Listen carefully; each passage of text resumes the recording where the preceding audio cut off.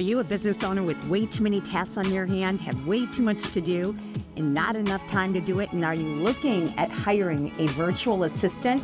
Well, that's what I'm going to talk to you about today, is how to hire a virtual assistant, the best way to do it. And we've been working with virtual assistants for the last 11 or 12 years, so we've hired thousands of virtual assistants over that time to actually run all of our companies. So I'm going to go over the steps on how you can hire the best virtual assistants and what they can do for you. The first thing I recommend that you do is to figure out exactly the job description of the virtual assistant. And to do that, you're probably going to want to go ahead and track everything that you personally do and write it down every single day for a week, and then go back and circle the things that either you don't like doing or that you think that an assistant can help you with that you really don't need to do. Once you do that, you can then come up with a job description. So let me tell you, at first what I did, and it was a big mistake, is I hired one virtual assistant to do everything for me. They would do social media and marketing, general administrative assistant. They would also do some inside sales and customer service. And when I did that, they were not good. So I realized very quickly that different personalities are fit different job descriptions and different skill tasks.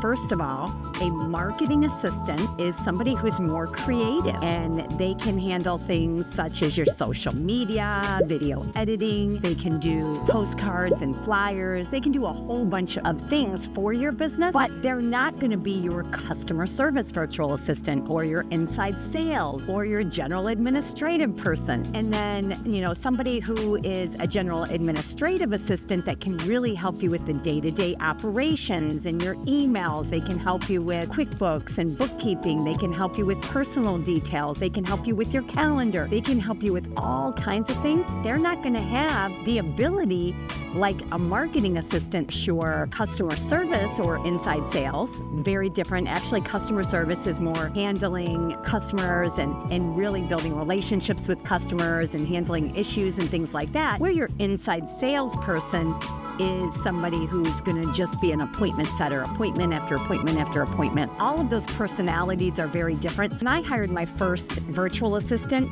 they were a marketing assistant. So I still came up with the strategy and the plan of what they were going to do, but they were able to help me implement that. So I came up with the job description and then figured out what kind of interview questions I was going to ask them. So what was important to me? They're from the Philippines, from Eastern Standard Time in the US. That's a difference of 12 or 13 hours. I wanted to make sure that they had worked US hours before, because when I hired a few that didn't work US hours, they tend to get sick or they didn't work out. That was one of the things that were really important to me, is to make sure that they worked virtually before and they also worked US hours before. Another thing is I wanted to make sure that they were college educated. That was important to me. I wanted to make sure that they had skills in whatever I was hiring them for. So if it was a general administrative assistant, I didn't want somebody who I'd have to train and has never done those duties before. If it were a marketing assistant, same thing.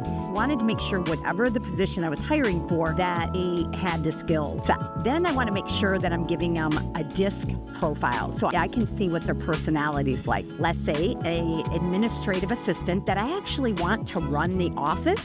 I'm going to need somebody with a higher D, which is dominance, which is direct. They get things done. They just know what to do, when to do it, and they take control.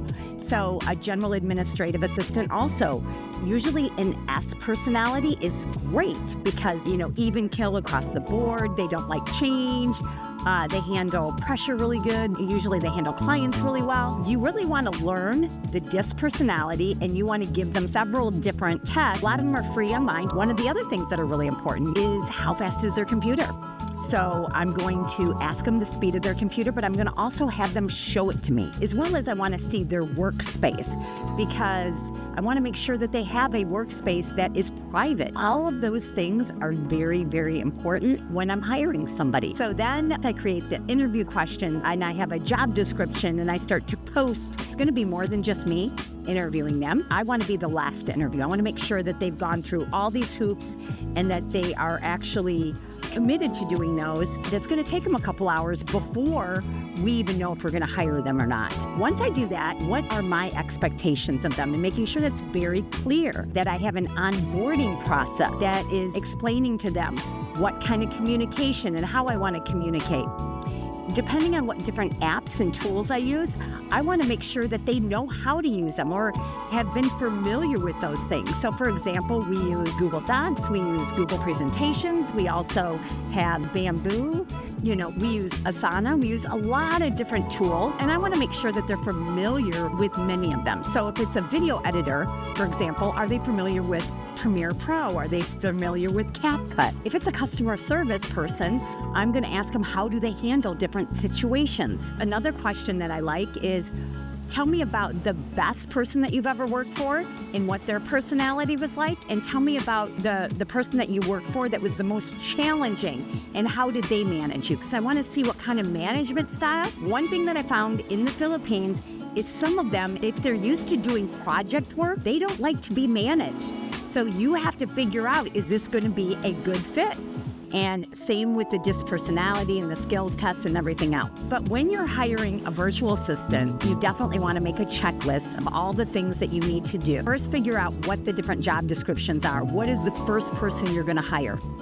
Then you want to come up with what platforms are you going to put your recruiting ads? What is the job description of the different people you're going to hire? In what order are you going to hire them in? Then what are your interview questions, and where is your skills test and your DISC test, and what kind of personality do you want for the position that you're hiring? How can they win with you? What are your expectations? Making sure that they know that, because you don't want to hire somebody, go through the training process and everything else, which really takes a good training of 3 months, and then find out they're not the right fit, or they don't like to be managed, or their skill set isn't what you're looking for. We have lots of virtual assistants that run all of our companies, and they can run yours too. You just have to make sure that you manage them well, okay? Just like they were an in-house assistant. So when hiring them, I want you to think that whole process through. And, if you want more information about virtual assistants, I post a lot of how to hire, how to train, how to manage them, and everything that we've done in the last 11 or 12 years, I'm sharing right here on this YouTube channel. So follow me to learn more about virtual assistants.